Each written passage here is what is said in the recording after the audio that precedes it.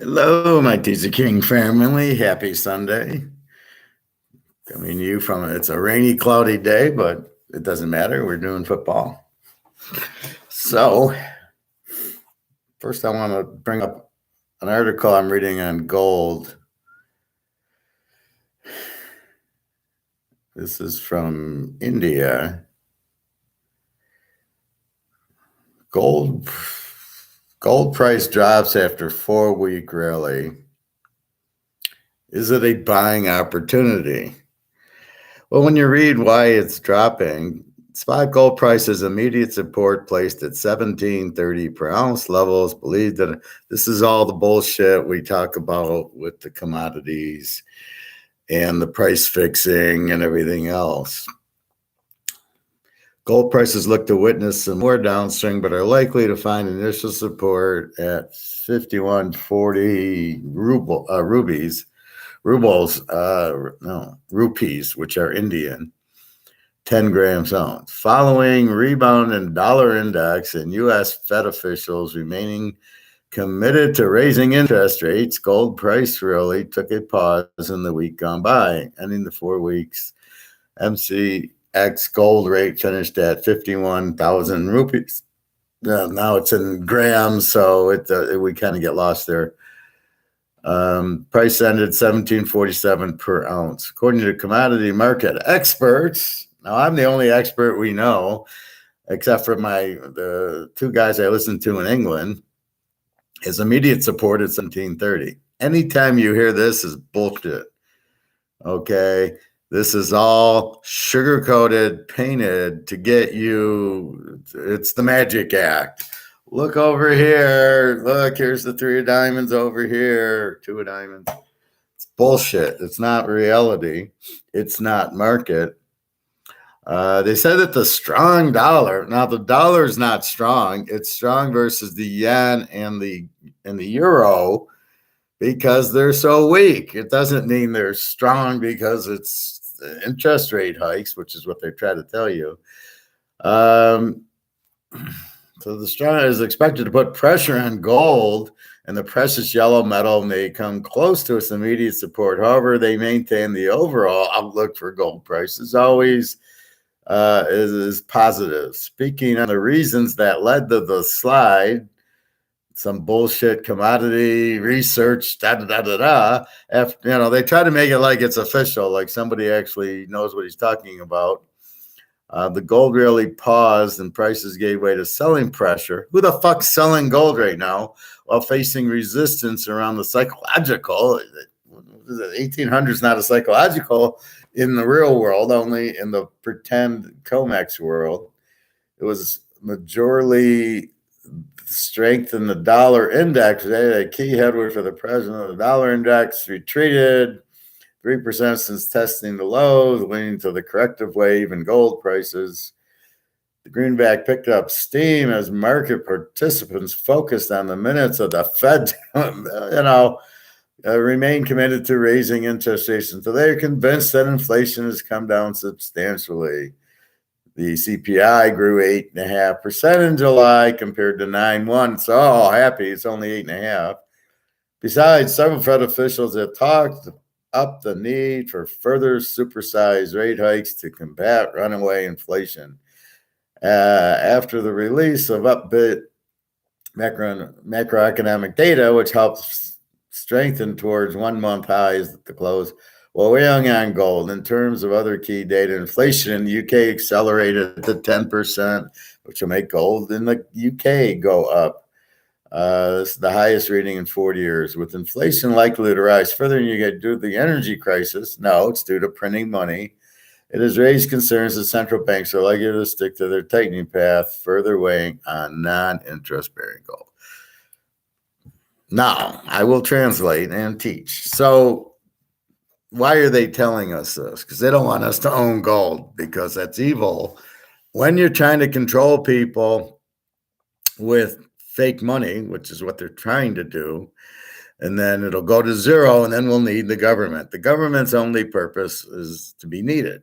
That's what they're there. That's their thought. It's really to lead us.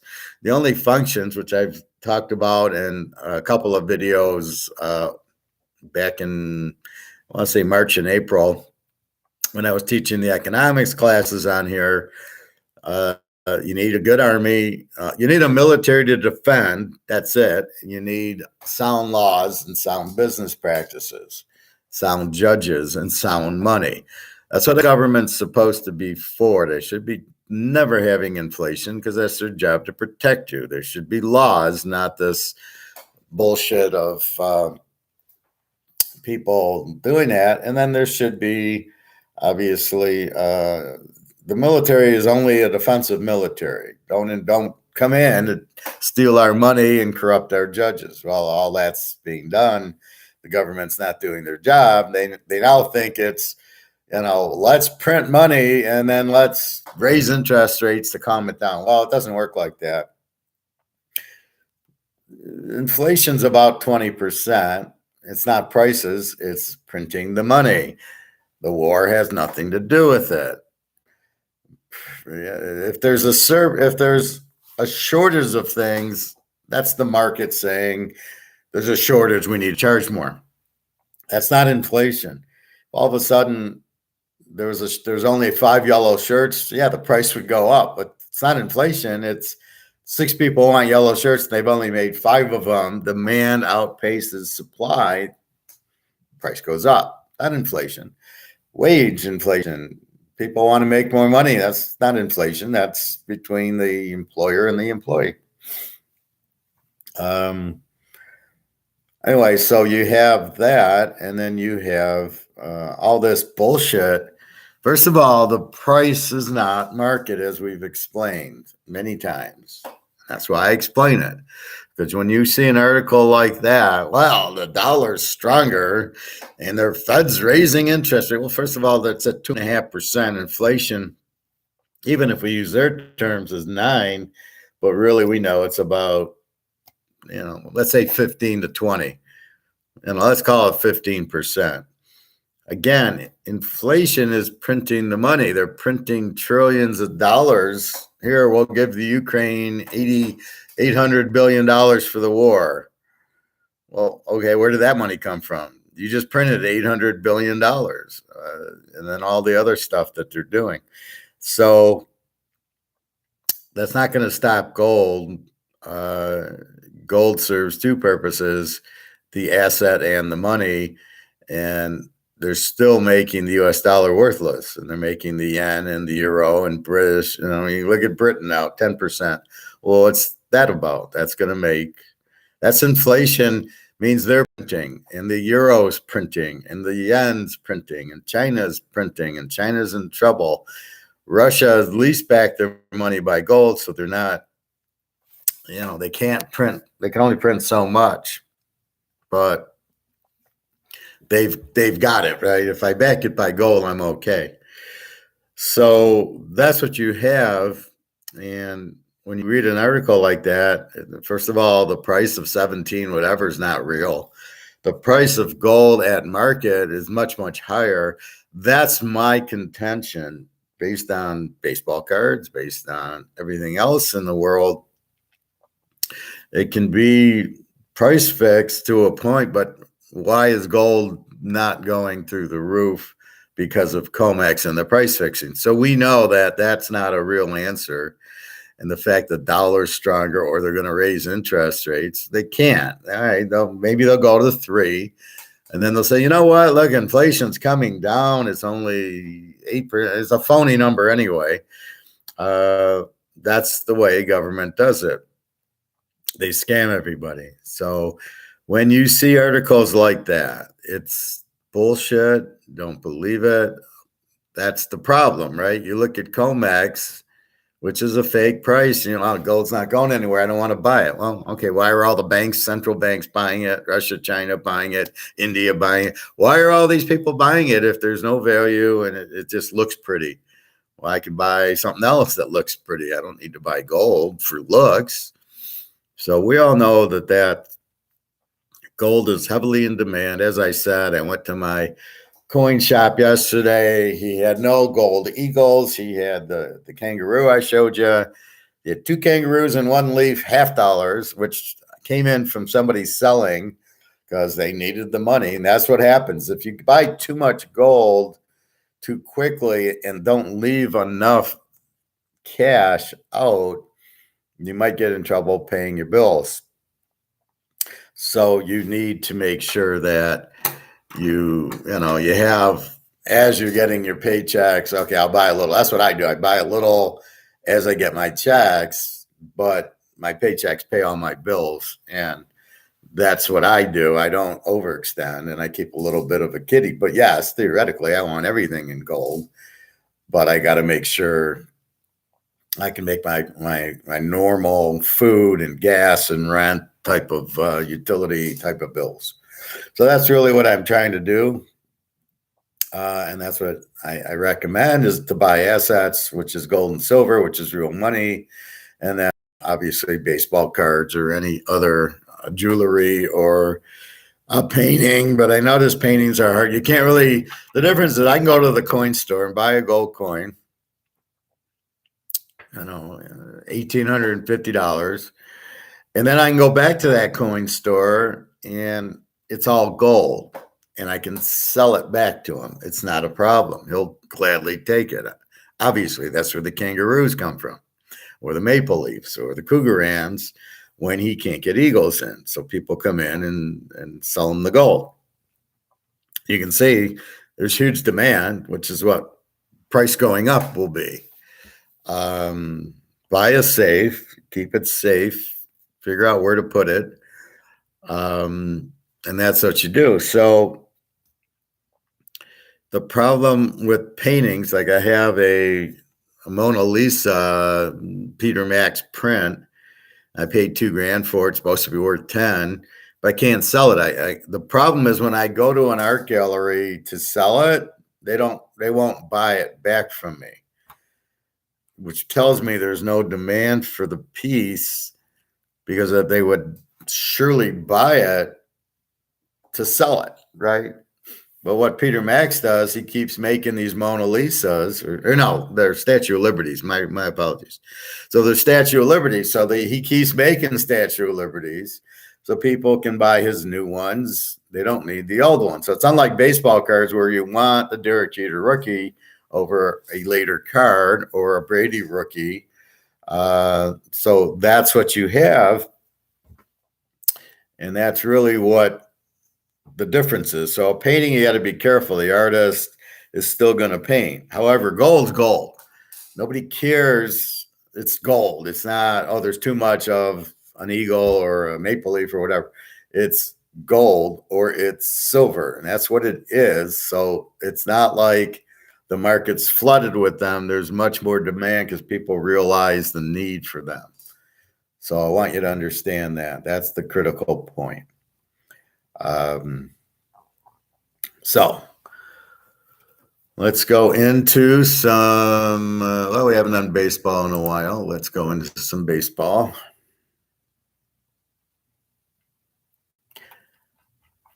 So that's basically economics, which says there's inflation's caused by too much money. We'll raise interest rates, we'll get the money back into the bank, and then they can destroy it. So there'll be less money. So in other words, they're thinking, well, we'll raise interest rates, gets rid of the money so we can destroy it. And then there's less money out there, but where they need to raise the rates, they'll kill the economy, and they can't go to 10%. So, well, they can't. Let's say they go to 10%, which is just the not real inflation. The idea is you'll go running, put it back in the bank. Well, there's so many issues with the bank. As I said, China, Sri Lanka, you can't even get into the bank. They won't allow it, and they won't give you the money.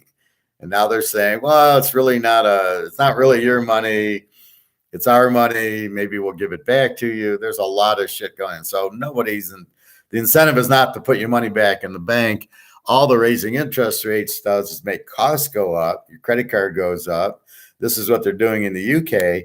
They got 10% inflation. People can't put any more on their credit cards because now the interest rate on their credit card went up. So they're just using cash to buy groceries and pay their rent and pay their gas because they don't want to put any more on the credit card because it's the interest rate goes up. So as you raise rates, that's what you're not seeing is all the makes money more expensive. Therefore, you're really killing the economy. You're saving the dollar, but you're not going to raise it enough. Like in the UK, they got to raise it to 10%. They'll kill the economy. They're killing the economy at 2 or 3%, whatever they're at. So they will never go and raise the interest rates high enough to kill the inflation. They'll say, oh, it's getting better. We don't need to raise them anymore, but they won't because they'll cause everything will crash, which is going to crash anyway. The market, the housing market, the currency, all that's getting ruined anyway. So they won't be able to keep raising rates. So that excuse of gold going down is COMEX selling because they're stuck with the COMEX and they know it. And if they're stuck with it, they're going to lose trillions of dollars, the banks. So that's why they're selling. That's why the price is going down. All right. Let me know if there's any questions or comments on that. I'd be happy to ask. Let's look at baseball. The White Sox and the Indians, we got Dylan Cease, 12-5 with a 209. Oh, there you go. First game. It's on at 12. And the first game is going to be take Dylan Cease, take the White Sox. Today is 8/21. The White Sox.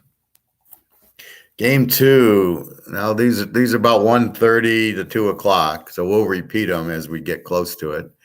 We got Toronto and the Yankees. Manoah for Toronto. Their ace, 12-6, 271 against Cortez, 9-4 to 274. We're going to go under in the New York Yankees under 7.5. Why? We got two aces going. Manoah's the Toronto's ace, 12-6 with the 271. Cortez, 9-4 with the 274. That's how you got to play that. Two good pitchers, not a lot of runs should be scored.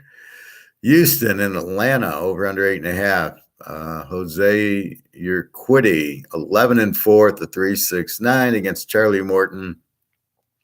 6-5 with a 404. I don't want to touch this game. Both good teams. Houston 77 wins, Atlanta 75. I don't want to play this.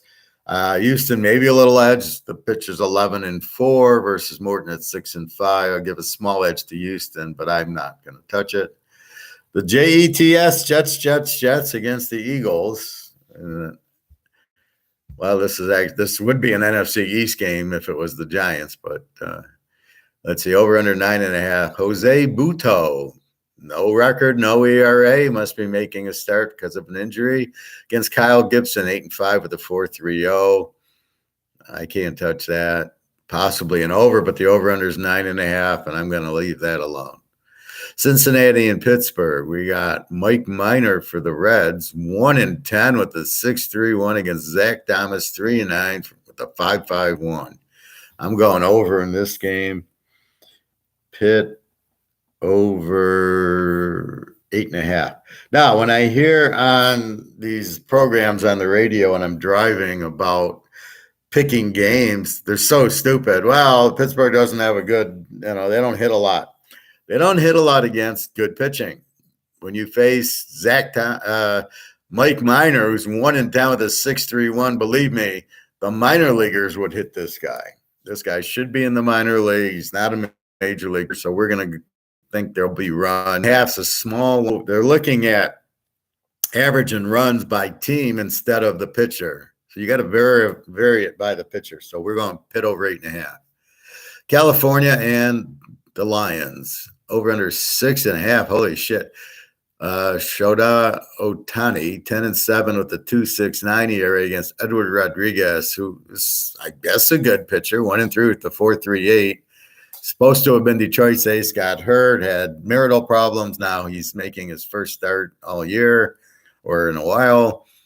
Otani, I don't know. I don't like that he pitches and plays. I don't think he rests. I think he'll be extremely tired. 6.5. The Tigers got shut out again yesterday.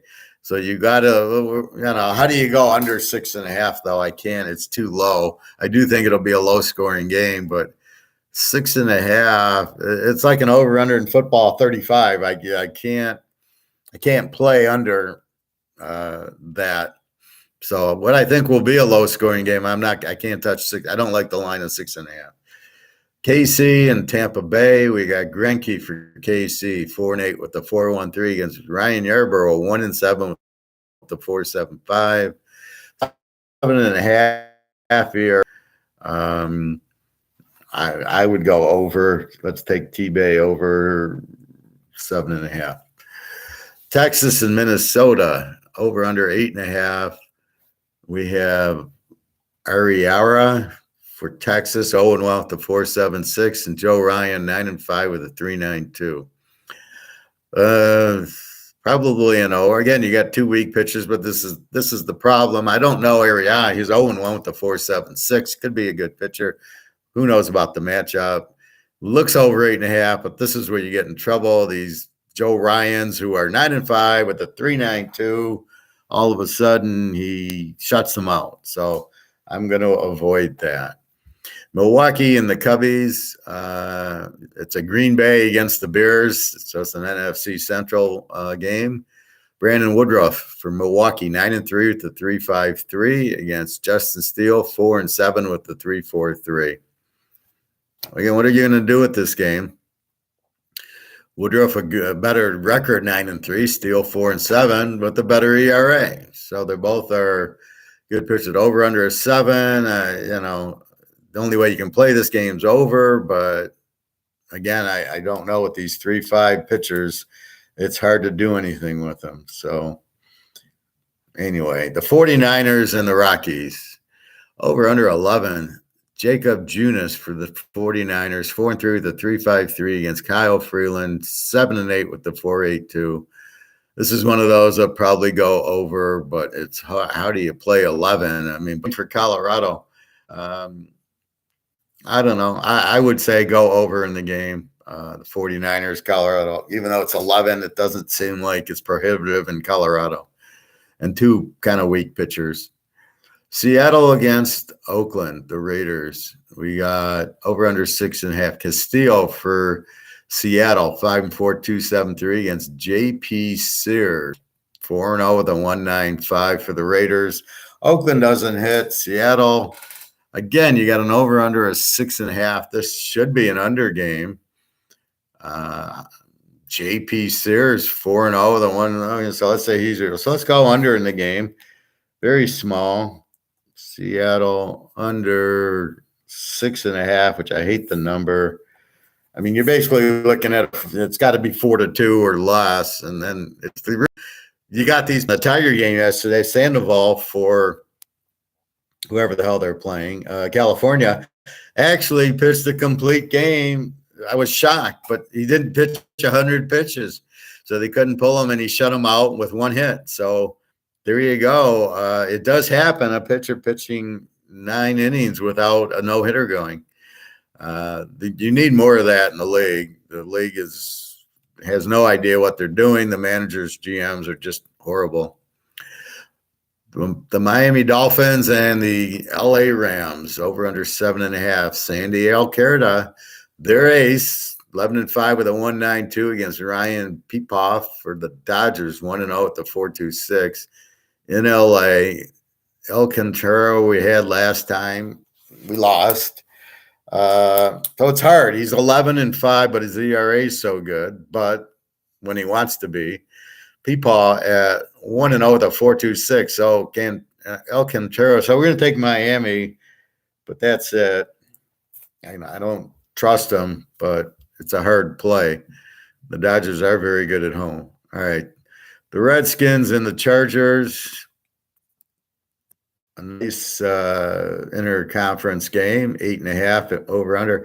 Patrick Corbin, 4-16 with the 6.96 against Sean Manea, 6-6. We're going over here.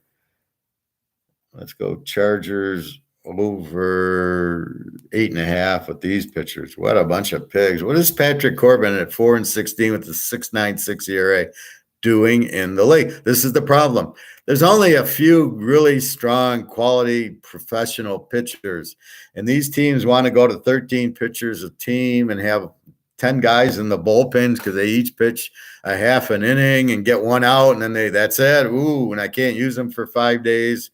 And the starters, you can't go more than 100 pitches, and you can only pitch every 5 days. There's not that many good pitchers out there. That's what's hurting the sport. That's what's hurting these teams. That's why the quality of baseball is terrible. All right, the Cardinals and the Arizona Diamondbacks over under 7.5. Quintana for St. Louis came from Pittsburgh 4-5 with a 3.38 against Merrill Kelly 10-5 2.81 with Arizona. Over under 7.5. Let's go under in this game. Arizona under 7.5. And the late game, the Red Sox and the Orioles. The Orioles have gotten very good. They're 62-58. Boston 60-61. Over under 8.5. Pavetta 9-9 with a 4.28 against Dean Kremer 5-4 with a 3.58. What do you want to do with this? Over under 8.5. I can't play a pitcher. 9-9 against 5-4, 4.5 against 3.5. Well, let's go over. It's in Baltimore. We'll go Baltimore over 8.5. So let's review. So we've taken the White Sox, and that's a 12:05 game, so get that in. The Yankees under 7.5, both aces going. We got Pitt over 8.5, both fives going. Tampa Bay over 7.5. Seattle under 6.5, 2 aces going. Miami, their ace on the mound. Washington over 8.5, 2 bad pitchers. Arizona under 7.5, 2 aces or 2 very strong pitchers. And Baltimore over 8.5 in the night game. No locks. I don't see it. Now, understand my ability to pick baseball is very strong. My mindset is on our football. So I'm going to go to football. Any questions or comments, feel free to ask. Talk about gold, feel free to comment. Believe me, what I know about gold in the economy is a master's level. So if I'm telling you something, you can believe it. It might be counterintuitive to what they're writing. That was the point, was that they play at the magic show and they write things that are not proper. Okay, so let's go through college and the conferences to help you pick, to give you the idea to pick. So what are we looking for? Balance teams. Let's go to the Big 12. The Big 12. Balance team, Texas, Baylor, TCU, and that's basically it. Oak State a little bit. Oak State's got a runner. Yeah, they get 230 and 186. A little more passing, but we'll see who their runner is. They usually, remember, they had Barry Sanders, so they're good for runners. The Z team there is Kansas. The over teams, Oklahoma, Texas, Texas Tech. Texas Tech got a new coach in McGuire. And then TCU gets Sonny Dykes, who's the pass-happy. He's Eric Coryell in college. So look for TCU to put up points. Now, last year, TCU scored 28, gave up 35. The defense ain't going to get any better. The offense will. So this is going to go to 40 and probably 35. And the more they throw and do the quick pass, the more their defense gets tired and gives up more points. I heard something on the radio. I almost drove off a cliff yesterday. I'm listening to sports radio, and I really hate it. I hate when the caller calls in. I don't care about the caller's opinion. I don't know what it is. Maybe I'm older. Maybe I don't know. But when you're listening to the show, you kind of want to hear the guest, and the caller calls in, and he starts giving his opinion. I'm like, I don't care what this caller says. It's some dude. I don't want to even listen to it. And it's the same with my Austrian economics guy on YouTube. He brings on these guests, and I'm like, what the fuck are you doing? I don't want to hear a guest. I come to hear you explain what's going on with JP Morgan, what's going on in England, what's going on in Europe. because I can get it firsthand from you what's really going on. Because in the paper, they're going to say, oh, they're going to raise rates. So gold's down because the money's up because they're raising rates. It's such bullshit. And so that's really where I'm at. And so I don't like to guess. So one guy said, well, you got to run the ball because if you don't, the defense won't get rested. And I almost drove off the road. I'm like, that's the problem with passing teams is they don't rest their defense. And that's what you're going to have with TCU. So a long way around to get to TCU's defense is going to suck because they're going to throw too much.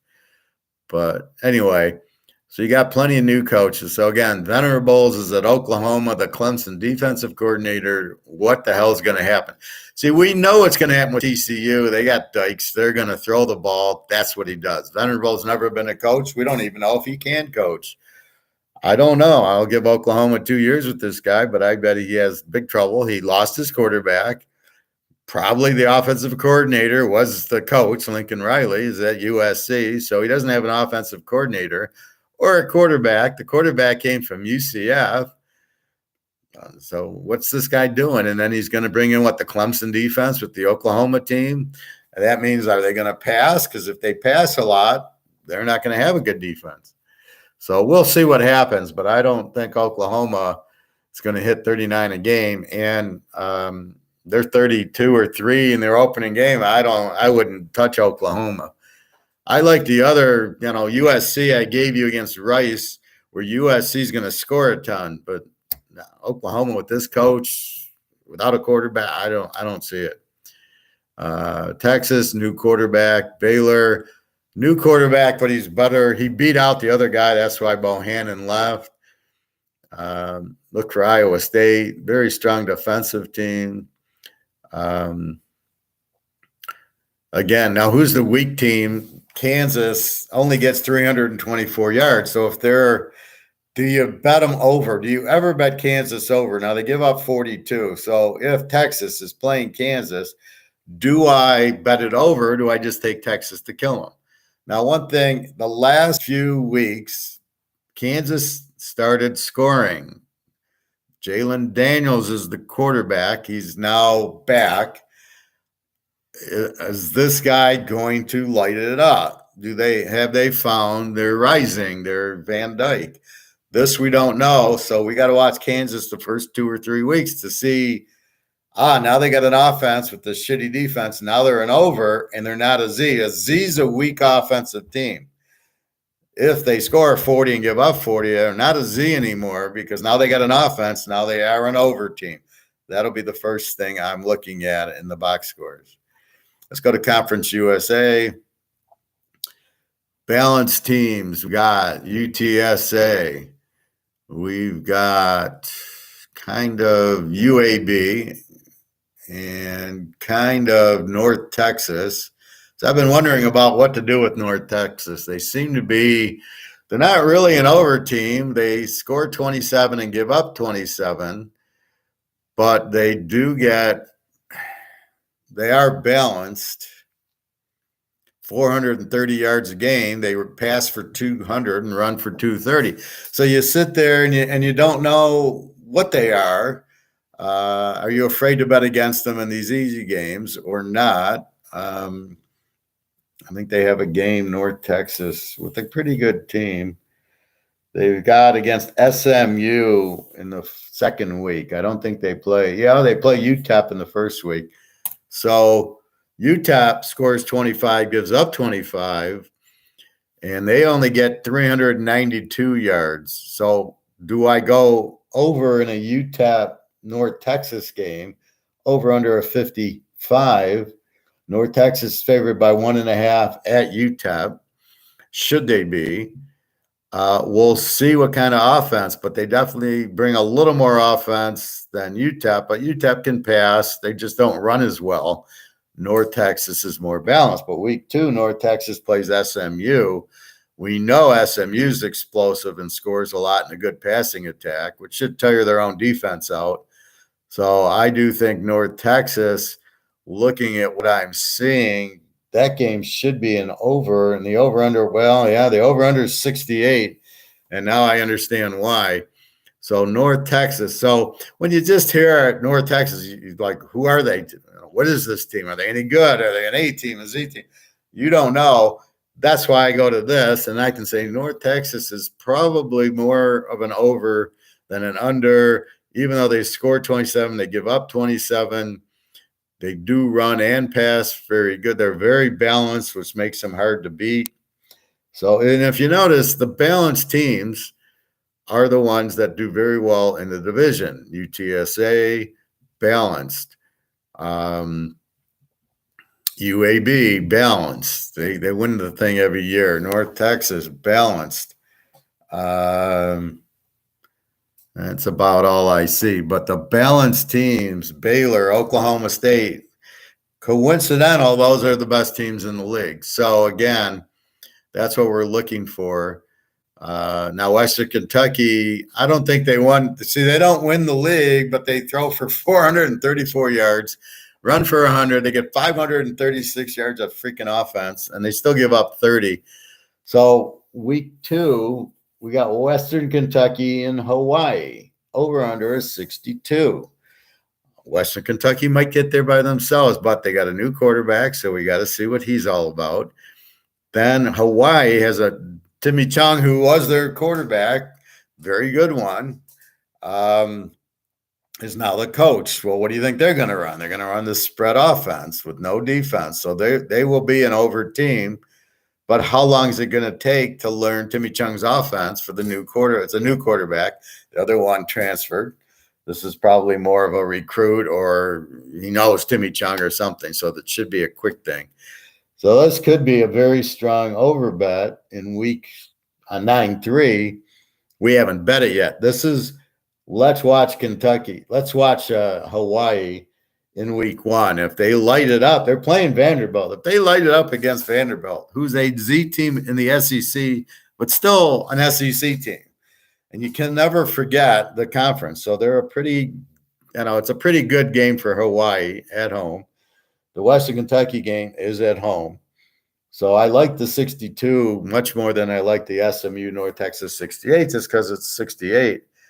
62, I can go 56. That's when these teams are on, they cover it by halftime.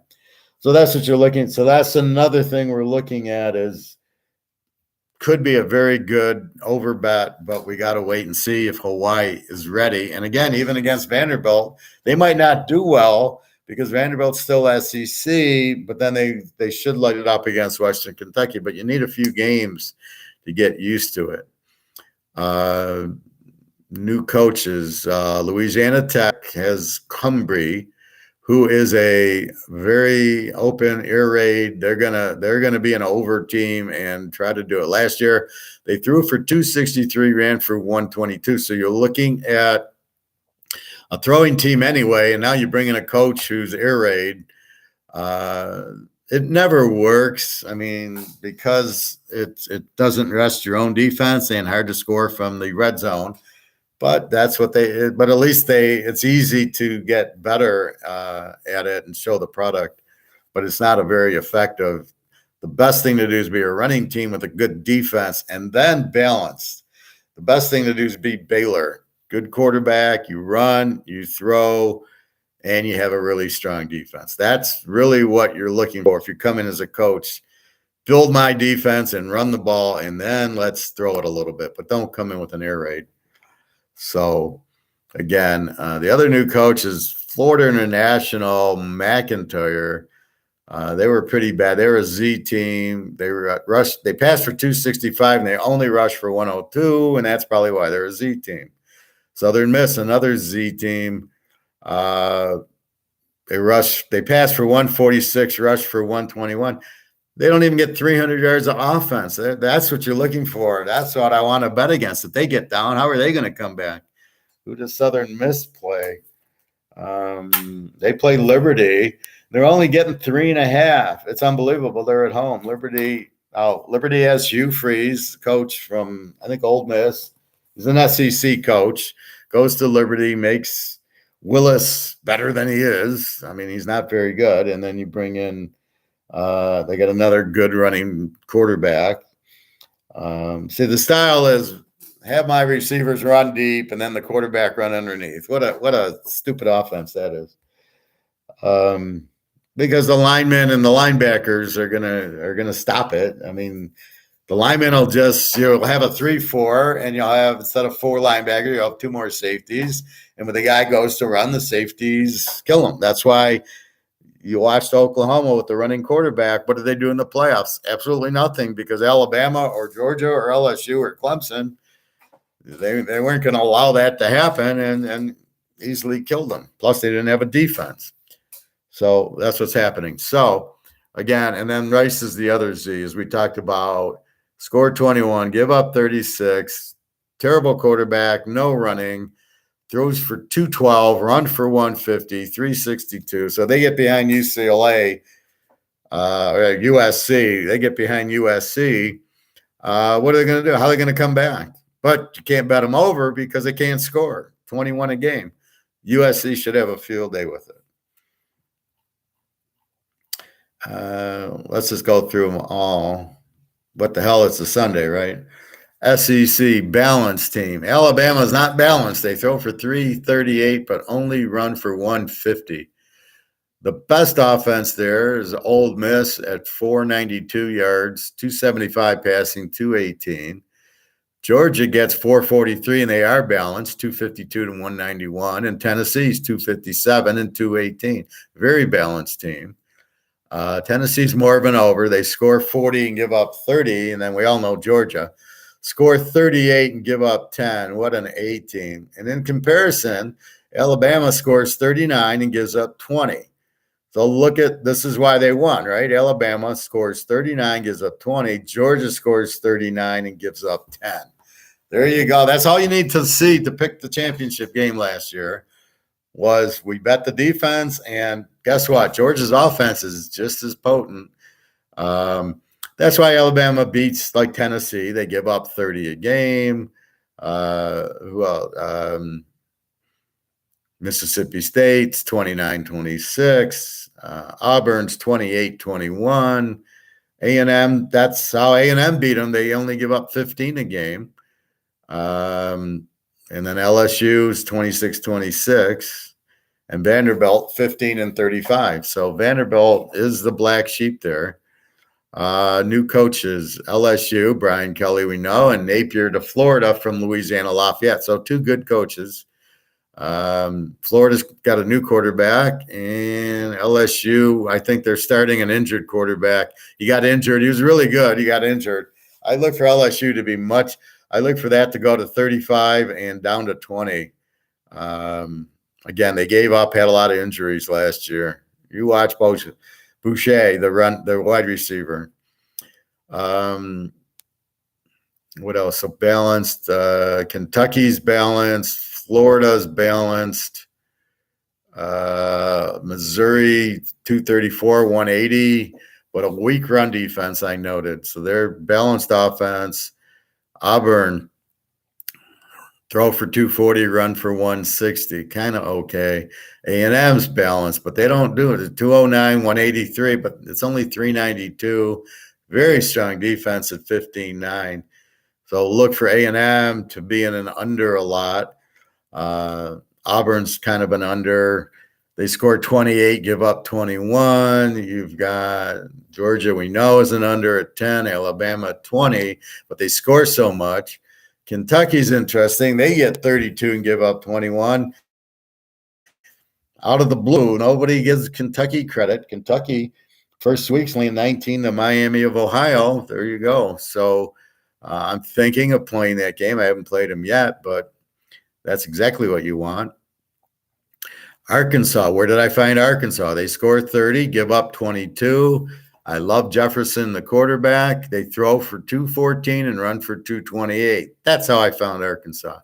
442, but look at here's 442 and Mississippi State's 442. All right. So Arkansas pass for 214, runs for 228, 442. Mississippi State throws for 378, runs for 63, 442. Which 442 would you rather have? Obviously, it's Arkansas. Obviously, they're a much better team, and that's the difference. So Mississippi State in the red zone. Now let's look at the team in total, Arkansas scores 31, gives up 22. Ole Miss or Mississippi State scores 29, but gives up 26. So they give up 4 more yards, and a lot of it is all the passing. They don't rest their defense, and it's hard to score. So Arkansas gets a few more points because they can run the ball, especially their quarterback's very good near the goal line. Tough to run that option and tackle them. Big guy, very good quarterback. That's what you got. Now you see teams like like Missouri, no defense. A&M only gets 369. So numbers will tell you, but again, take out the Division II numbers out of this, because then it'll get skewed and you'll think the team's better than they are because they beat Toledo State 63-0. The independents. So we got Army, Notre Dame, BYU, Liberty, New Mexico State, and UMass. And I think Liberty might be in a conference either starting this year or next year. Now, a lot of these independences are very good. Army's an 18. They score 32, give up 22, and they actually pass for 95, which is good, and then they run for 281, which is actually low. I think one year they run for like almost 400 a game. But somehow they scored 32 a game, which is unusual because they want to run the clock and run on 4th down. Notre Dame, an A, 35-19, but new coach, new quarterback. They're not balanced. They throw for 283 and run for 144. Against Ohio State, you've got to run on them to beat them. You're not going to beat them throwing because they'll put pressure on you and great secondary. So you better be able to keep them honest running, which they won't. I got no running. I got no quarterback, and I got a new coach. That's why I like Ohio State. That was the free pick, Ohio State USC, was because here Notre Dame, they're not going to get 35, and I doubt the 19 is going to stick because they're probably not going to they'll probably only hold the ball for so long, and then it'll tire their defense out. BYU's a B team, score 33, give up 24. I like their quarterback, Jaron Hall. They throw for 260 and run for 180, so they're pretty balanced. Liberty, now who knows Liberty? Again, Hugh Freeze is the coach. Willis is gone. They scored 33, gave up 21, so fairly good defense. They passed for 255 and ran for 180. And again, a lot of the running was Willis, not a running back. So still overall pretty balanced team. And then we get to New Mexico State and UMass, the Z teams, and just terrible. New Mexico State does throw for 270 a game, runs for 100. They don't even get 400 yards of offense. They give up 40 points. And then UMass, again, they both have new coaches. UMass throws for 153, and that's their strong suit, run for 147. They get 300 yards of offense. This is the problem. If you just looked at those stats, you'd understand they're a Z team right off, and you looked at the 16 and 43. So they only score 16. They give up 43. Automatically, there you go. It's a Z team, and they're going to get killed by any of the good teams. UMass has somebody the first week or two. Finding them's another. I love my sheet. I got 100 games on it. And I usually am good at memorizing the slots, like Michigan's there and Arkansas's there and Oklahoma. Like I could just look at the sheet and I know where they are. UMass, do I not? No, that's there. I think UMass is playing Tulane. So, all right, let's break that game down. UMass and Tulane. So UMass sucks. Tulane's laying 29 over under 60, returning quarterback. So UMass has a new quarterback, new coach. Let's go down to Tulane. Let's break the game down. Who's Tulane, and do we even want to play them? Tulane I have as an over team. Well, they score 27 and give up 34. So they're not the greatest of offense, and they have a terrible defense. Pratt's back.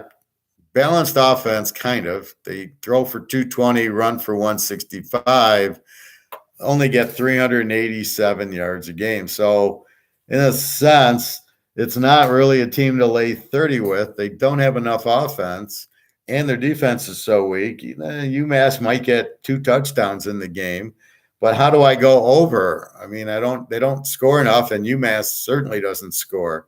So it's a really game to you can't really take Tulane and lay the 30 or 29 because they don't score enough, and their defense is too bad. UMass could score a little. Probably not a lot. They're going to give up a lot of points. So Tulane might, if they're going to blow out anybody this year, this should be this game. But they're not the type of team. I'd rather see USC, UCLA, Utah, SMU, Utah State against Mass and lay the 30. But not Tulane's really not that explosive. Like Houston scores 36, SMU 38. You'll get those games. These are the conference games. So let's talk AAC for a second. UCF scores 31, Memphis scores 30, East Carolina scores 30. So your top, forget Cincinnati because, we got to see what the quarterback looks like. Houston, SMU, UCF, Memphis, East Carolina's going more to a run team, but that could change.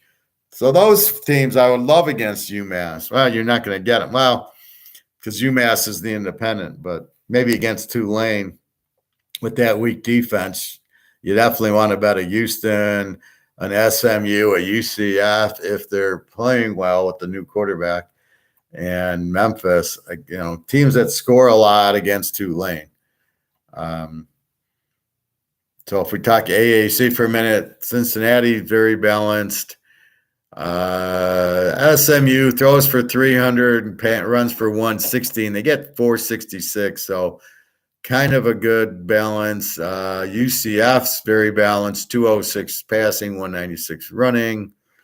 Balanced. South Florida.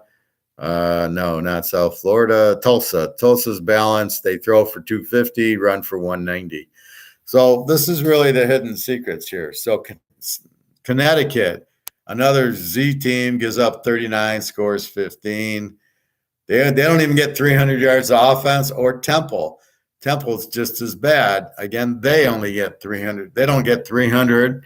And then Navy only ran for 225 and passed for 57. They didn't get 300. So you got 3 sub-300 teams. Now, Navy did beat Miami. But you got new coaches at Temple and Connecticut. Why is Jim Mora coaching Connecticut after being at UCLA? Oh, my God. So you got your Cincinnati should be good, Houston, SMU, UCF, and then you got even Tulsa is a very strong over team. And then you got your South Florida, Navy, Temple, and Connecticut's that are Navy, we'll see, but Temple and Connecticut. So that first week you got Temple playing somebody bad. And where's my Temple team? Temple.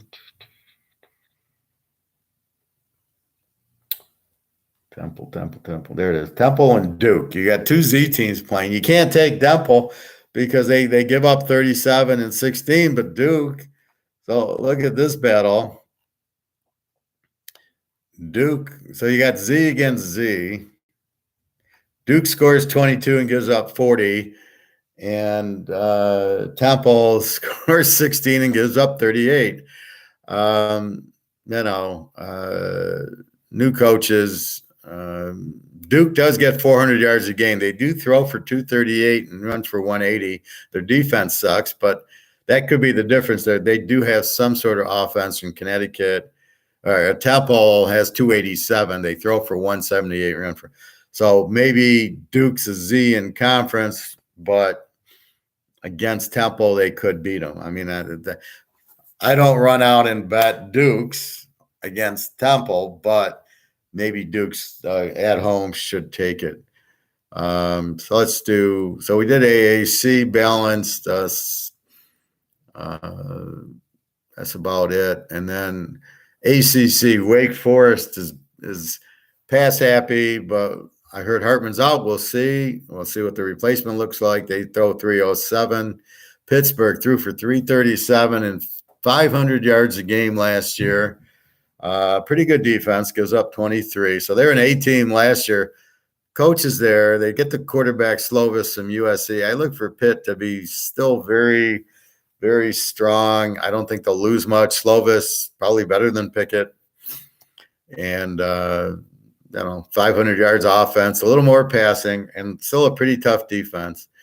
North Carolina, now their problem was defense. They scored 35, but they gave up 32. Balanced. They are balanced, though. They passed for 250, ran for 213. Let's see who else is balanced.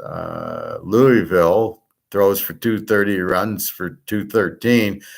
And they have a really good running quarterback, Malik Cunningham. So he's going to get you a lot of yards running.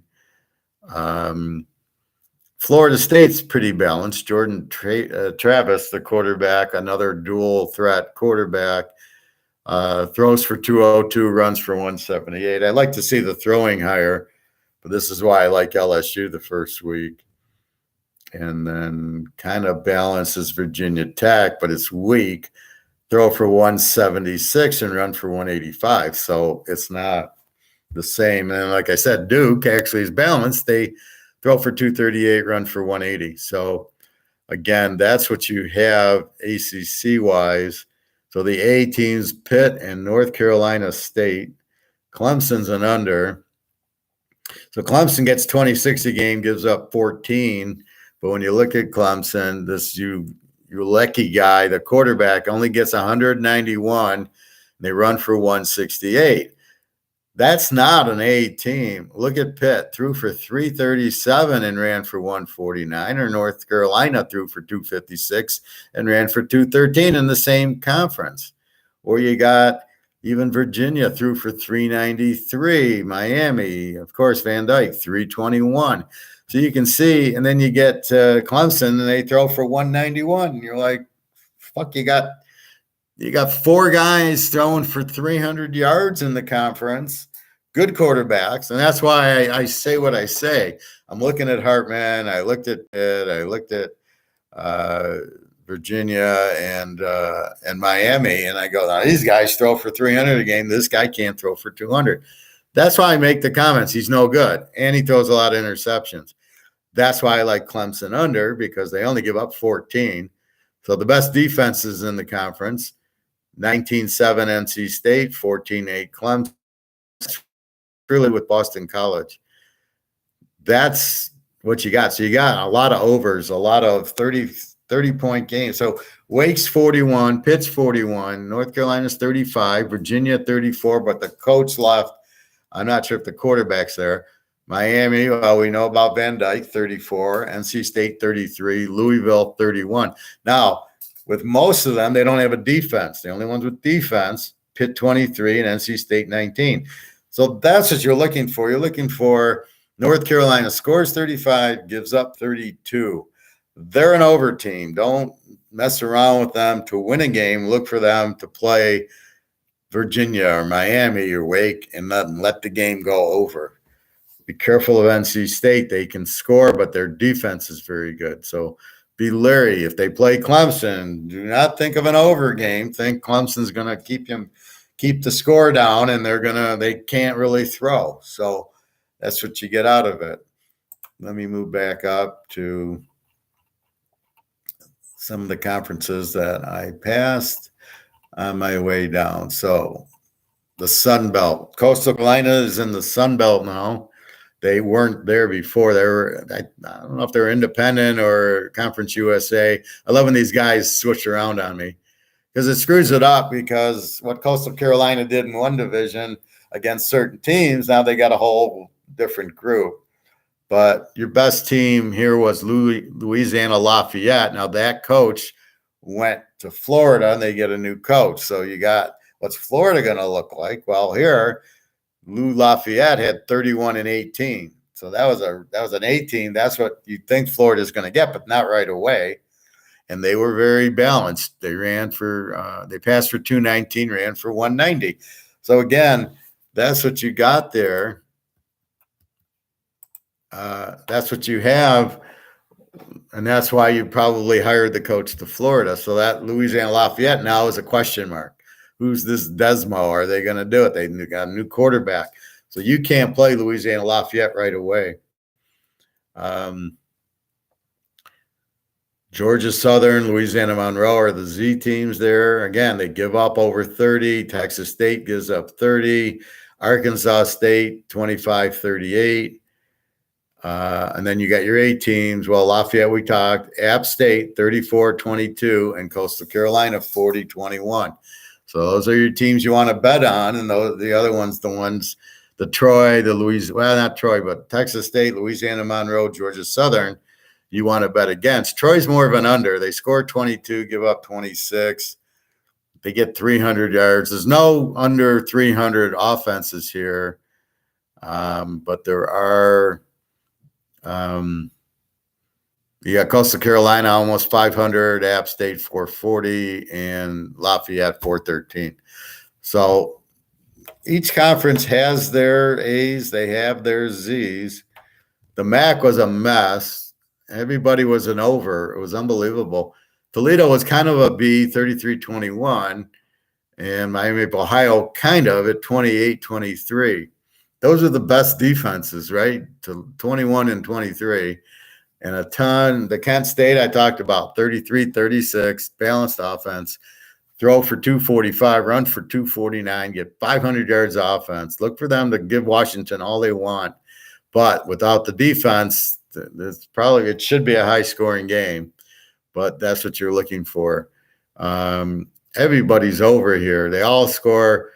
Toledo 33, Kent State 33, Central 32, Eastern 30, Northern Illinois 32, Western Michigan 32, Buffalo 29, Miami of Ohio 29. So you had 1, 2, 3, 4, 5, 6, 7, 8 teams scoring 29 or more. Then you got Akron scoring. There's our Z team, Akron, score 19, give up 40. So all you're trying to do is spot your A team, spot your Z team, spot your overs, spot your unders. Look for the balance. It's all in the stats. Take away the bullshit. First game against Cal Poly, St. Louis Obispos, or the Toledo States, Western Illinois and Eastern Kentucky. Get those out of there. Get apples to apples. And that's the funny thing with college and pros. Pros, you might have Jacksonville and Houston as your college teams, but basically you don't mess with their stats. They're all pros. So in the MAC again, I got one new coach at Akron. It's funny how the Z team gets the new coaches. Why would you take? Oh, I'm going to take it over. Well, I'll make them an A team. Yeah, right. And the A teams very rarely get a new coach. Louisiana Lafayette, he moved to Florida. Big mistake. Should have stayed there. Look what Frost did at UCF, goes to Nebraska, and they stink. He's never had an A team at Nebraska that he did at UCF. But this is how you spot them. So again, this is last year's stats. We've got to make it when you get the new coach is when you really got to be careful. The old coach, pretty much that's what you're going to get. And especially like a UCLA and a Utah and Miami, you got to worry about the coach. But these teams where the quarterback and coach comes back, you know what you got. It's the new one. Fresno State, they brought in Tedford, who's a very good coach. The Boar went on to Pac-10 somewhere. Nevada, now they got a new coach, new quarterback's going to be tough. And they were a pretty pass happy with Strong. Now, Utah State, now I talk about them against Alabama. They score 32 a game, give up 24. Logan Bonner, very good, Arkansas State quarterback. They throw for 300, rush for 150. 450 offense. Is that going to bother Alabama? Are they balanced enough? Probably not. Can they pass? Are they going to have enough time to pass? What Alabama does is they blitz you and you don't have enough time to pass. So you need a team who can run and get quick passes to beat Alabama. Georgia could do that. Ohio State can do that. So a team that runs that. Now I think Utah could give them a problem. You need a team with a pretty good defense. I'm not sure Miami, Florida could. Clemson doesn't have the offense to. Georgia, of course. LSU, I think, will give them problems this year. But you need another A team to really give Alabama problems. Utah State's an over team. So I think they will score. So when I look at the over on that game, it's 63. We tease it to 57. 57. So Alabama gets their 40. I only need 20 from Utah State, and I'm fairly confident I'm going to get at least 20 from Utah State. They score 32. Let's give them 20.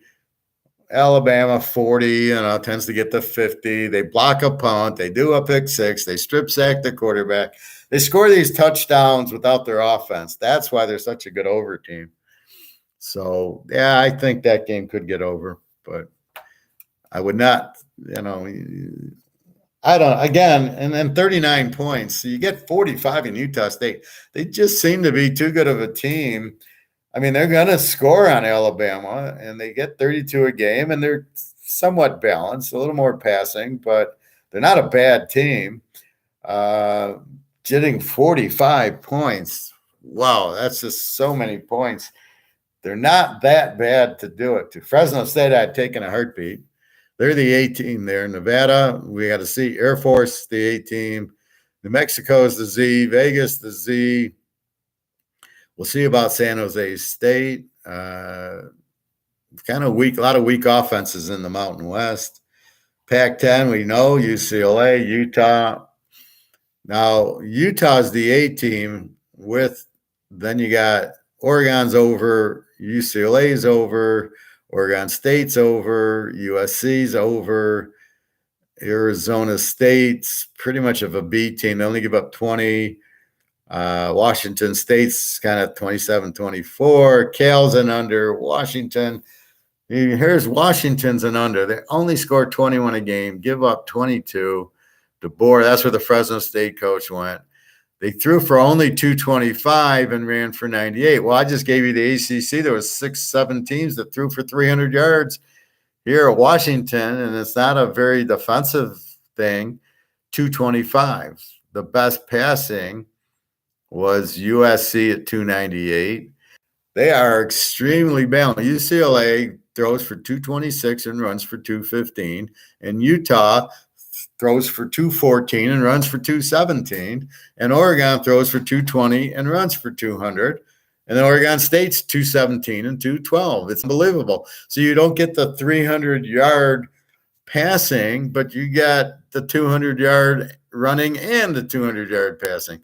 You got 441, 431, 424, 430. And then USC comes in at 450, but it's all pass. Then you get your 258. Colorado, holy shit, no offense at all, 258. Stanford, 303. Yeah, they don't miss Jim Harbaugh there. And then 320 with Washington. So you got the very high and the very low, which you got in every conference. And so that's what we target. UCLA, Utah, Oregon State. Oregon, new coach, Cristobal, moved on. Now, what I like is Cristobal was at Oregon, and they were an over team, 31-27. We know with Van Dyke, Miami is going to be at 35, and the question is he going to screw up their defense? But they didn't do it at Oregon, and he had Thibodeau there, who I don't know if he's any good or not, but then Miami should be there. So Miami still should be an over team, hopefully. So that's what you got. My man, Chase Nolan, Oregon State quarterback, very good. Rising, very, very strong. Top 5 pick. Nolan's in there. Dorian Thompson and Charbonnet, the running back, makes UCLA very strong. And if anybody drafts if anybody drafts Brandon Lewis from Colorado, throws for 131 a game, you better check with the GM. There'll be a job opening. And that's what blows my mind. The guy does this in college. He gets drafted, and you're like, why would you draft the guy? He did nothing in college. Why, if you don't do anything in college, why would you think you can do things in a better league in pros? Now, the Cameron Rising, I'm expecting him to be a good pro because of what he's doing in college, and Chase Nolan and Dorian Thompson. I expect those guys to be good pros based on what I see them doing in college. All right. And then the last will be the Big Ten. If I missed the team for you, please let me know. I will check my messages as soon as I'm done with the Big Ten. Ohio State, now here's why they didn't win. Score 45, gave up 22. It's more of an over team because Michigan's 35-17, Penn State's 25-17, Minnesota 25-17, Wisconsin 25-16, Iowa 23-19, and Illinois 20-21. Look at this conference. 1, 2, 3, 4, 5 teams under 20, 4 of them under 17-5. What a tough defensive a lot of unders. So you got unders in Minnesota, Wisconsin, Iowa, Rutgers, Illinois. Your Z teams, Indiana and Northwestern, they don't have offense. I mean, it's very clear the team that scores 19, 17, and 16, are you going to be your Z teams or your under teams? They just don't score. Why don't they score? Well, let's take a look. 322 yards for Northwestern. They only throw for 177. Indiana throws for 176 and runs for 114. They don't even get 300 yards. Illinois, 156, 174. When you can't get 200 yards on either passing or running, you got a problem. Rutgers, 172, 138. Iowa, and that's the problem with Iowa, right? 180 and 124. They only get 304. This is why Iowa never wins, because they're a great defense, but they don't have any offense. Look at Georgia, much better defense, but they found 38 points somewhere. Now we look at the Illinois-Indiana game. It's at Indiana. You got 4.5, Indiana's favored at home. Okay. Over under of 48. Illinois-Indiana. Illinois scores 20, gives up 21. Indiana scores 17, gives up 33. So Illinois might have a big day on there. That right there tells me to take the dog getting 10.5, because Indiana's not going to light up Illinois, but Illinois might score a little bit more because Indiana gives up 33. No new coach. Both have new quarterbacks. And again, Indiana doesn't even get 300 yards a game offense. How are they going to beat anybody by 10.5? How can they be favored? Illinois, very strong defense, nothing offensively, but neither does Indiana. And the weak point is the game is Indiana's defense is very weak. Now, keep in mind, Indiana's on the one side with Ohio State, Michigan State, Purdue, and Penn State. So they are facing the tougher offenses.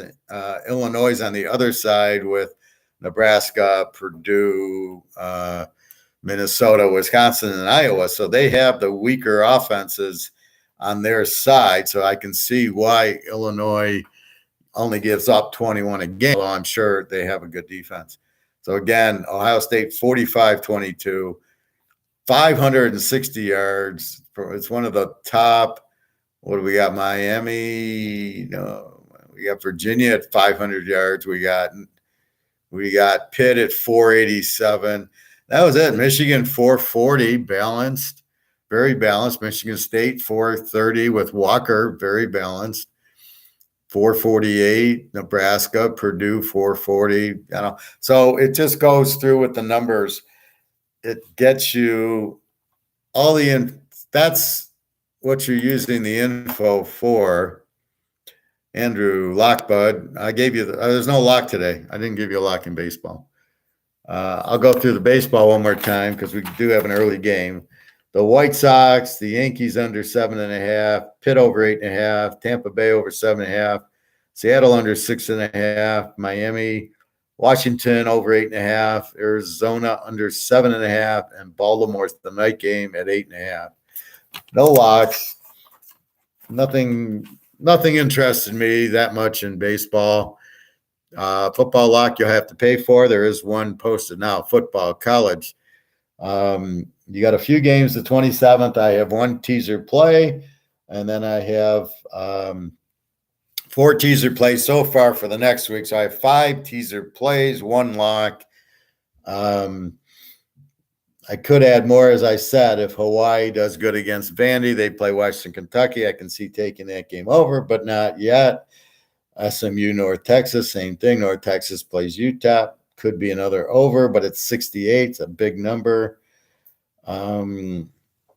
I'm not going to play Utah State, but getting 45 from Alabama, holy shit, that really is tempting. That's such a high number. Now, what I don't like is when people go and they look at the spread and try to analyze what Vegas is doing with the spread. Okay, Vegas isn't doing anything with the spread. All they do is they take averages and they go, this team does this, the other team does that. We're going to take the average and we're going to, if your net is 27 and your net's 24, we're going to make it a 3-point favorite. That's it. That's all they do. There's no magic. There's no, we're going to fake the guys out. They're going to bet this. Vegas wants us to bet that with that line. It's all bullshit. That's like how I started the show with the Fed's going to raise interest rates. That'll strengthen the dollar. Gold's going to go down. Well, inflation's not going away. Even if they do raise rates, you're still going to have inflation. You still printed trillions of dollars. That's not going away. There's no inflation on gold. You can't make it. So it's the same thing. That's not a reason. Raising interest rates, it's not going to cut inflation because it's way too low. It's going to damage the economy. Gold should still go through the roof. There's no reason because they raise interest rates 0.5%, they're gonna that gold. I'm gonna sell my gold. That's never gonna happen. I'll sell my gold at 50,000 an ounce.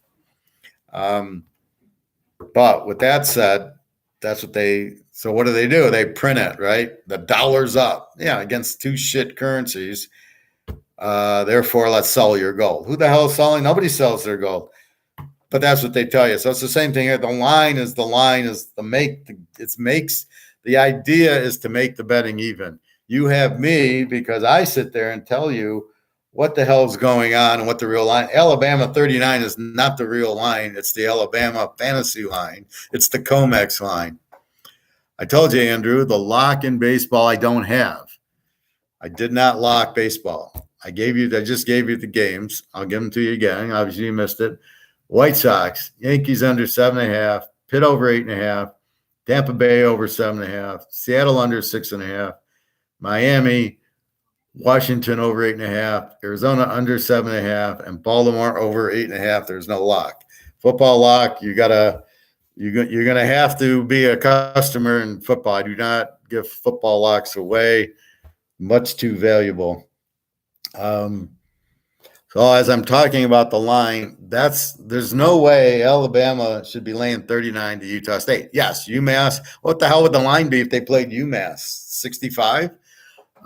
That's the Alabama line. The Alabama line is strictly, I know nobody's going to bet Utah State, so I can raise that line 5 or 6 points because I know everybody's going to bet Alabama because it's the same reason that they're buy Bitcoin. Well, it should go up, and until I understand Bitcoin to be either a currency or an asset, I will not buy Bitcoin.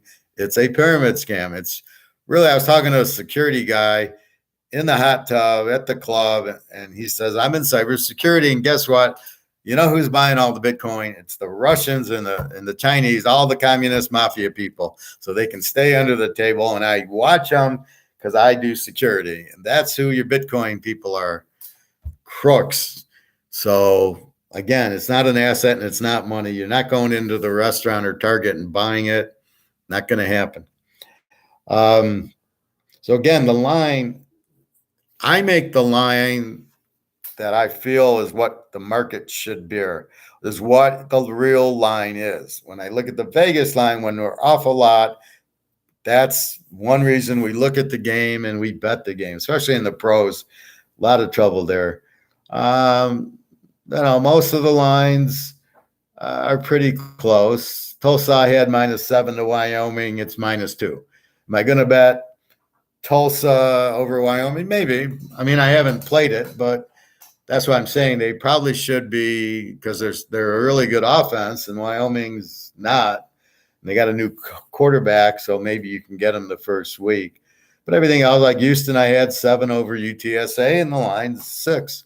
So it's right where it should be. Keep in mind, Georgia, Oregon is in Atlanta in the Mercedes Dome, not in Oregon. So, because I wrote it where Georgia was the visitor, I said, "Oh, the game's in Oregon," but it's not. It's in Atlanta. So again, home field to Georgia, and let's see how good that defense is. And again, the Oregon coach was the Georgia defensive coordinator. Go figure that, his first game, and he's facing the champs at Oregon without a quarterback. So again, this line's getting really big. It's like 17 and a half or 18 and a half, Georgia. So I don't expect Oregon to put up too many points in this game. Again, Oklahoma, I think, is high against UTEP because of the new coach. What kind of team are they going to be? You got a great defensive coach, Venables at Clemson. But if they throw the ball, they're not going to have a great defense. What do you do? So let's see what Venables does. That's a wait and see, but I'm not laying 32 to a decent UTEP team. NC State, Michigan, 28 over Colorado State, laying 27 and a half. I think this is where Michigan usually kills. The quarterback's back. They lost their big runner, but their second runner was pretty good there. Over under 57 and a half. So you got a new coach at Colorado State. They're going to run the air raid. You've got a new quarterback, probably fit for the air raid. But Michigan sees Ohio State every year, so the air raid's not going to really affect them. Michigan State throws the ball a lot. That shouldn't really bother Michigan, the fact they're new. But the fact is their defense isn't that strong. I look for Michigan in probably 41-6 or 10 or something like that. Won't be a lot of scoring. Michigan will dominate 57 and a half. Very hard to go over with Michigan's defense. Now, we know they lost Hutchinson, the number 2 in the draft. They were an A team last year. They still have Harbaugh, still have a quarterback, new defensive coordinator. Yeah, I don't understand Harbaugh. He's had a new defensive coordinator the last 5 years and a new offensive coordinator pretty much. And why do you have new coordinators every freaking year? I don't think he did that at Stanford or the 49ers. So, again, Michigan, it's about right. North Carolina, I had a little bit higher against App State. I had them 7. New quarterback. Now, I know reading that the coach is pissed. I can see him, but I can't name him. He's really upset. They had a terrible year last year. Sam Howell gets drafted. Why? He was terrible last year. I don't know. He has a good year 2 years ago. Last year he sucks, and he gets drafted. You're like, this is the same as Mitch Trubisky fiasco, right? Drafted by the Bears. If you read my draft, or if you watch my draft videos, I go, what are they doing? See, I don't understand it. I watched them in college against good teams. Kyle Trask, Tampa Bay's backup. Get Alabama, he puts up 45 points. This guy's a winner. This guy, and he's behind Brady. Okay, if I am any other team, if I'm Jacksonville, Detroit, Chicago, what am I doing? I'm trading for Kyle Trask, the backup on Tampa, because he lit it up in the first preseason game. But forget that. He lit it up at Florida against Alabama, against Georgia. He lit it up against this Georgia defense. You don't think he's a good quarterback, but you draft Mitch Trubisky. I don't quite understand why they're so in love with the kind of a running option quarterback when the quarterback that wins is Joe Burrow, Mahomes, Russell Wilson, Aaron Rodgers, Brady. Last year was Stafford. None of those quarterbacks are running quarterbacks. They can scramble a little bit. Even Brady can run for 10 yards, but they're generally pinpoint passing. They can throw the long ball. It makes the defense respect the pass. You pay your $1 million receivers to get open. So what would Baltimore do if they got Devontae Adams from Green Bay? What would they do? Rodgers lights him up. The guy catches 100 passes and 1,500 yards and 20 touchdowns. What would he do with Lamar Jackson? Nothing. How would you play defense against that? You'd laugh. I mean, it's like, wow, we don't have to cover Devontae Adams because they're never going to. He can't throw a long ball to him. I mean, that's the problem with an option with a running quarterback. I got more speed in the NFL. You're not playing Duke and UMass, who doesn't have speed in their secondary, so you can just lob the ball or run. There's more speed in the defense. You bring in an extra safety. Good luck running the ball, and guess what? You can't throw, and that's what I have against it. So I don't know why people now. Tampa's so smart. They got Trask. Brady retires at the end of the year. Maybe goes another. You got Trask to replace Trask. Going to be a superstar. You got Rising from Utah coming out. You got Van Dyke from Miami coming out. Maybe he's got one more year. You got the kid from Fresno State, Hayner. They're all studs. Not hard to find them. UCLA's quarterback. Arkansas's got a good quarterback. I mean, it's just look at the A teams and the teams that score a lot, and it's not hard to figure out. BYU's got a good quarterback. So it's not hard, but that's what I would do is get Trask. But anyway, I don't see really Penn State. I had 7 over Purdue, 3.5. Okay, but again, these were done in the summer as they first came out. Now that I've studied a lot more of the book and the numbers, I could, it's a hard pick. I'm not taking Penn State on the road at Purdue. Penn State's, they got a returning quarterback. They're an under team. They don't score a lot. Purdue's pretty good. I like the coach. Returning quarterback. So Purdue, and Purdue at home could pull the upset. They've been known to do that. So not a place to stay. It's like Iowa pulls the upset at home a lot. You get them on the road, they're a different animal.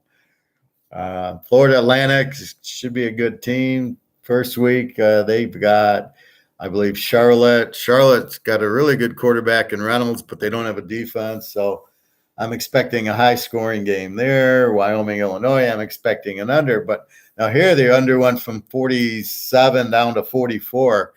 Again, it's too low. Yeah, it could go under 50, but the first week it's probably going to be an under. But again, I'm going to wait on it. Nebraska and Northwestern, I have no idea. I don't know how good Nebraska knew. They got the Texas quarterback. They don't have running back. He doesn't have his quarterback from Central Florida. Northwestern, just terrible. They got a returning quarterback. They're a Z team. So that's a game you watch and you're trying to learn Nebraska. Wow, who's their quarterback? How do they look? Can they run? Maybe there's a new running back they got. That information we don't know yet. Unless you're at Nebraska's practices and you're hearing, they got this superstar running back. You just don't know.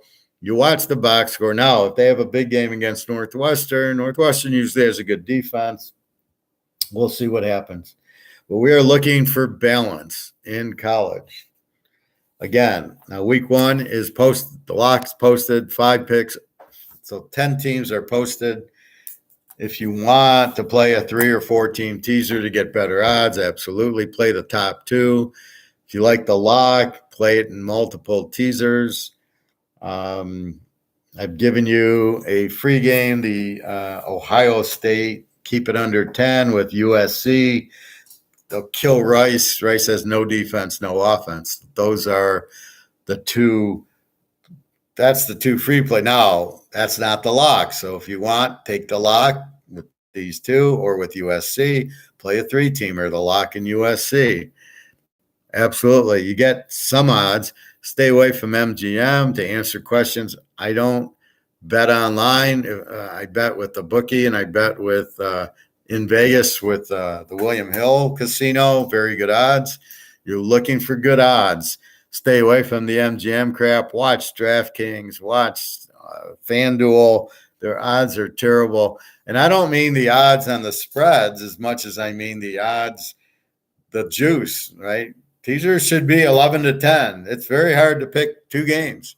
They should be 11 to 10, but now they're MGM's like 13 to 10. I haven't made a bet in MGM in 10 years.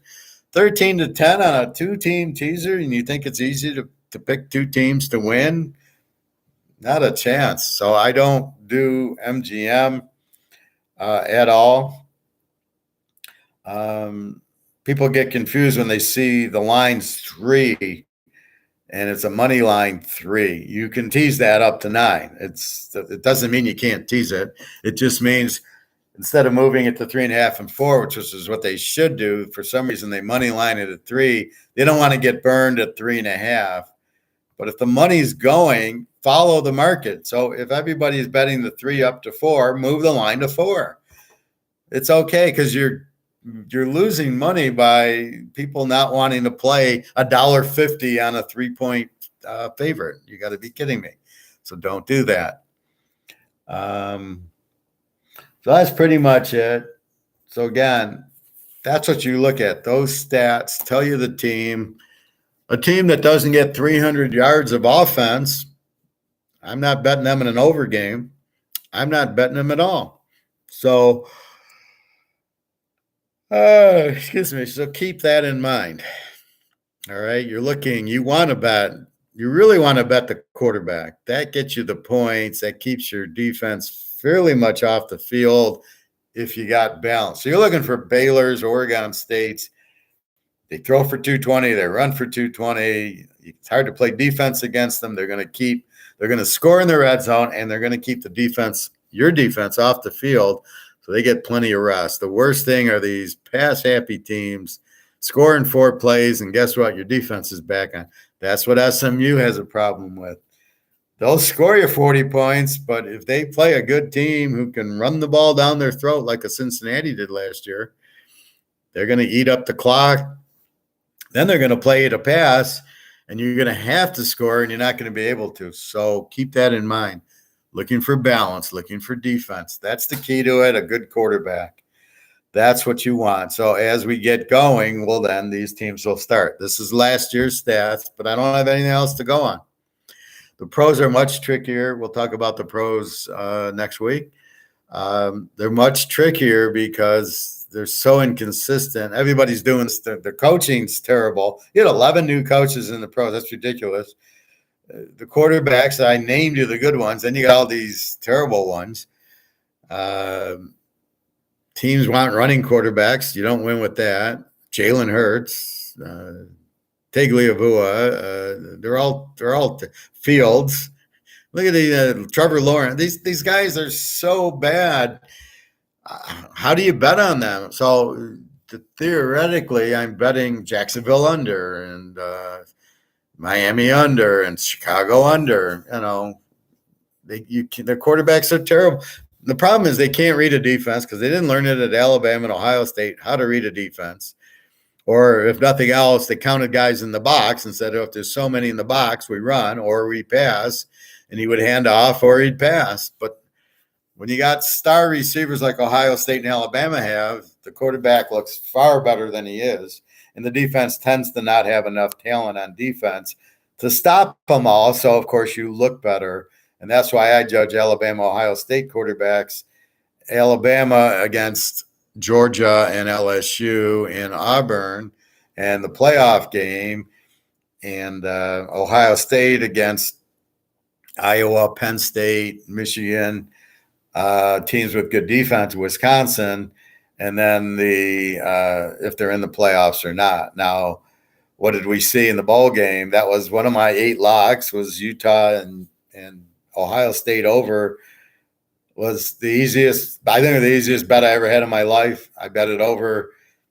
It was like low 60s. I had over 56 at half. I had the over at halftime. They each team scored like twice with like 3 minutes left in the half. It was like touchdown, and then it's at the end of the half they're just throwing the ball out of bounds. Touchdown. It was unbelievable. But I think I had the 56 covered at the half in that. So it's very easy to see that. They're going to eat up a bad defense. So that's what you're looking for. You're looking up matchups and things. Pros are the GMs don't know what they're doing. They're hiring weak coaches and they're hiring even weaker quarterbacks. They don't know what they're really looking for. So So it's just, they get the wrong players at quarterback. So all we can do is take advantage. Really what we want is we want to bet on Joe Montana. We want to bet on Tom Brady. They're the winners. That's who we want to bet on. We want to bet on the 84 Bears. We want to bet on Jimmy Johnson. That's what you want to bet on. And it makes it difficult in the pros. We're going to bet on Jalen Hurts, Goff, and Tagovailoa and more. You can't bet on those guys. They're terrible. Even Urban Meyer went there and he made a comment. It's like playing Alabama every week. This pros, Urban. What did you think was going to be? So again, you got to be careful in the pros. You can't really. You can only bet on who I told you: Brady, Rodgers, Mahomes, maybe Justin Herbert, Stafford. Maybe I never bet on him much in Detroit. He's a choker. Now I noticed Matt Ryan went to Indy. That could be okay. He's probably not too bad. We will see. And then this Trask, when he gets going, again, I would trade for him in a heartbeat. Lawrence isn't going to win you 5 games, and a lot of weak. Garoppolo's terrible, and you got Trey Lance who played 1 year as a freshman. Yeah, I'd draft him number 3, but he can run. Can he throw? So again, we'll see. San Francisco again with a terrible. Trade Garoppolo for Trask, and you get to the Super Bowl, but they won't do it because they're not smart enough to realize Trask, how good he is, because they probably didn't watch college football. So that's what you're looking at. So again, www.teaserking.com. I have people paying me in like 2 segments, so they'll pay me half this weekend and half next weekend. Again, if you're a returning customer, the year pack is $750. I'm giving it to you for $650. Otherwise, it's $750. It's a real good bargain. Just the regular, if you want all the pros, it's $600. All the college is $600. My normal weekly is $125 for everything, and $300 for the month for everything. And again, if you can buy the locks separate, or if you want to buy all the picks and get the locks. If you buy the pros, you get the pro lock, the college lock. That's why I suggest I don't make it too much more to get everything weekly or monthly. So if you do the monthly, it's only $300 for 4 weeks of everything. And if any lock, you get the lock, no matter pro or college. So it's really a good deal. I have the history up, so you can see what I did last year, and we killed them in the bowl games. 8 locks, 8 winners, hit the Super Bowl, Cincinnati in the over. It's all posted. It's all there. Again, I'm an analyst. I'm more of a problem solver, not a salesman. So if I come across weak as a salesman, I don't really have an interest. I have an interest in analyzing the picks and picking winners. That's all I care about. So anyway, any questions or comments? Sorry, Andrew, no lock today, but I think I played Toronto one of these games under because Manoa was pitching. But anyway, buy your gold and your silver. It's about to go through the roof. Zimbabwe went gold. They're now legal gold. Well, gold's always legal tender. I don't know if you go to Target if people will accept it, but anyway, it's drying up. I went to my guy. He only had 8 silver eagles. That was it. And then he had no gold ounce eagles. He had 2 half-ounce kangaroos and a half-ounce maple leaf, 1 ounce buffalo gold U.S., and then like 8 gold bars. I don't know where he got those from. He usually has coins.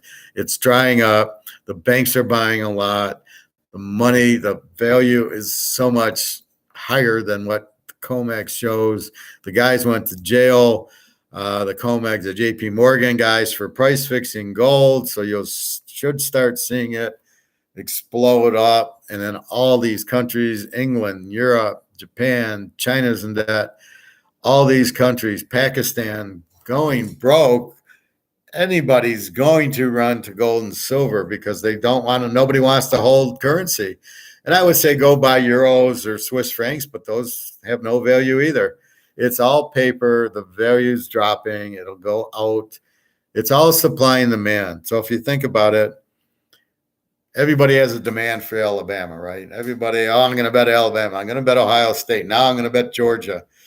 And that's what it is. Do you want to hold U.S. dollars? You know the value is dropping. You know it's inflated, which means they print a ton of it and it's losing value. Do I want to hold that? Or do I want to go in something that's extremely high demanded, which is gold and silver? So you never have to worry about the demand. But what will happen to U.S. dollar? Nobody will want it because it's inflated so bad. I don't want it. Russia doesn't want it now. China doesn't want it. Saudi Arabia, all those countries in the BRICS. It's either BRICS or BRICS countries. China, Russia, Saudi Arabia, Iran, Brazil, Argentina. They don't want U.S. dollars. I think some of them are Russian anyway, like Brazil and Argentina. But they're all not dollars. So all of a sudden, nobody wants dollars. You're printing it out of existence. What do you get into? There's no other. They're doing it to all the currencies. So that makes your demand for gold and silver. Believe me, you always have demand for it, but it doesn't show the price. So demand in football, Alabama, the line goes from 35 to 39. That's the demand. I want to bet Alabama more than I want to bet Utah State. But in money, I want gold, and so that price should go up. It's being held down. So really, it's much higher. And that's all I'm saying is you're getting probably right now at least a $5,000 to $6,000 ounce of gold for 1900. You're getting a $1,000 ounce of silver for $28, $30. And that's it. So if you look at it like that, it's just, I think by the end of the year, I was hearing everything gets settled near December, and it should start jumping then. So that's what you got. But all I can say is if you hold U.S. dollars, you're going to go broke.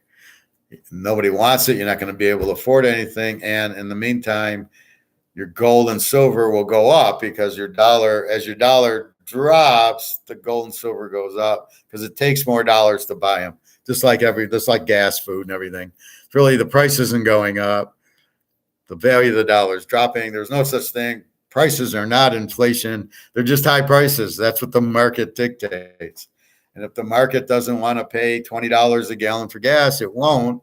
Well, it's kind of weird because you need to get in your car, although you'll start buying bicycles or motorcycles or things that don't use as much gas. But let's say it's steak. Steak goes to $25 an ounce. I'm not buying it. I'll eat hamburger, chicken, roast, something else other than this $25 steak. That's what normally happens. So instead of U.S. dollars, I'll buy another form of money. And U.S. dollar is not money; it's paper. So I'll get into money, and that's what I'm telling you. But the problem is, I know I can go to the meat counter in a month and they're going to have steak. Now it might be more expensive, but I know I can get it. My point is they're drying up the gold and silver. The banks are buying it. It's hard to get. My guy, like I said, he only had 8 silver ounces. He usually has 50 of them. He usually has 20-ounce plastics, and he normally has the whole thing. Normally has 80, 100 ounces. He had 8 ounces of silver out there. That was it, and I bought 3 of them. And he had no American Eagle ounce of gold. Well, he always has 10, 15 ounces of it. He owns 3 or 4 stores. He's connected to the mint. So anyway, that's my point. It's getting dried up. So you can't wait. If you wait and then you go in 2 months to try to buy gold and silver to protect yourself, you're screwed because it's not going to be available. And if it is, it's going to be 5,000, 6,000 an ounce. That's what I'm trying to tell you. And just like I tell you in the football, this line's moving, and I want you to bet my games now before the lines move. I guarantee you, USC's went from 31 to 34. I guarantee it ends at 37. I want you to bet it at 34, so you tease it down to 28 because it's a key number, 4 touchdowns. I really don't want you to bet it at 37 because it's 31, and you can still bet it, but it's going to be heavy. Or certain other games, I want you, like if you're going to take Utah State, I'd say wait, the 39 is going to go to 41, and you'll be able to get 47 with Utah State. So I mean, I know which way the line's going. I see a good line, I want to bet it. It's mostly over or unders that really get low on Sunday and then they shoot up through the week. That's why I'll email you, because my line doesn't roll over till Monday midnight. So you don't see I might put a game out Sunday for next Monday. Well, look what I've done, right? I've already put out 5 teasers for September 3rd, and we're still in August. But because we haven't played, you can see those, but you can see what I'm doing. I already know what I want. Why wait? There's nothing good can happen. The line's going to move to a bad line. We don't want that.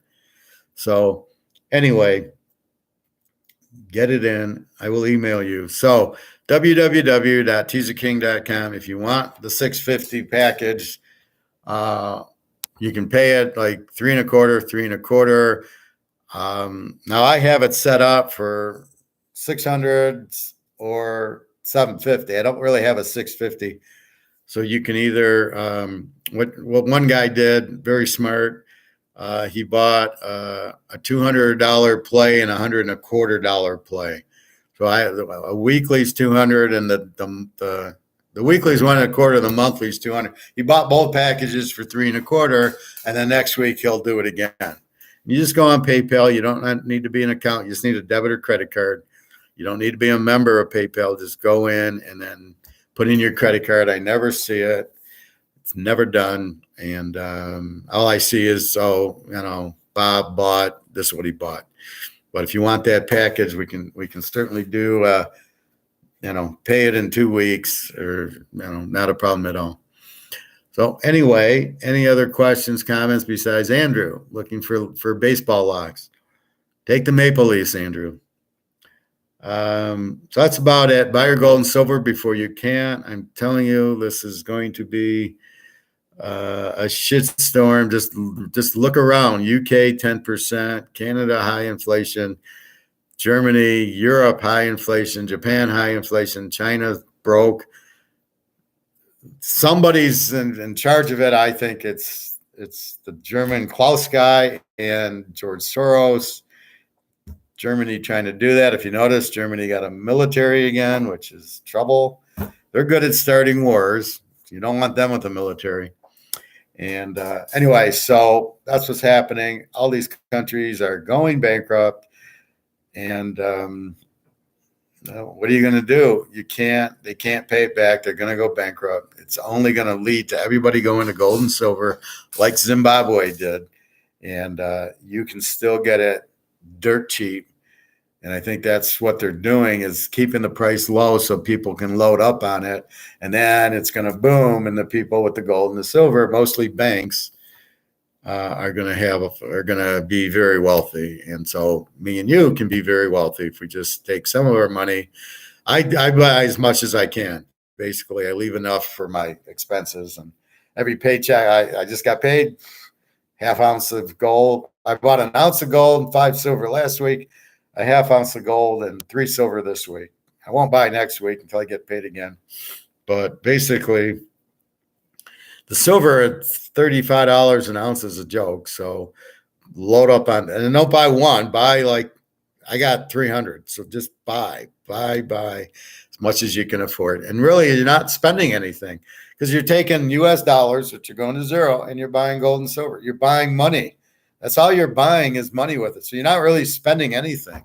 And when it goes up in value, you're actually going to make money without even an investment, and the money you're holding is going down. So if you just did nothing and held US dollars, the value's dropping and you'd have no value.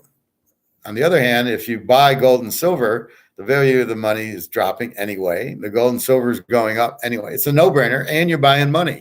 And if you need it, you go back to the coin store and say, give me whatever, and then you'll get, fairly close to what you paid for. So you're okay. But you don't buy too much where you need to sell it now. You wait till it's 20, 30,000 an ounce, then you're ready to sell it. All right, everybody. Well, good luck. Have a nice Sunday. Again, the baseball, one more time, White Sox. Yankees under 7.5, Pitt over 8.5, Tampa Bay over 7.5, Seattle under 6.5, Miami, Washington over 8.5, Arizona under 7.5, Baltimore over 8.5. Good luck on those. Good luck on the football. Again, the picks are posted, the locks posted. So good luck with football, and have a great weekend. If you want me, www.teaserking.com. Get my email there. Email me with questions or comments, and I'm always looking and will answer. All right, everybody. Thank you very much. Have a great day.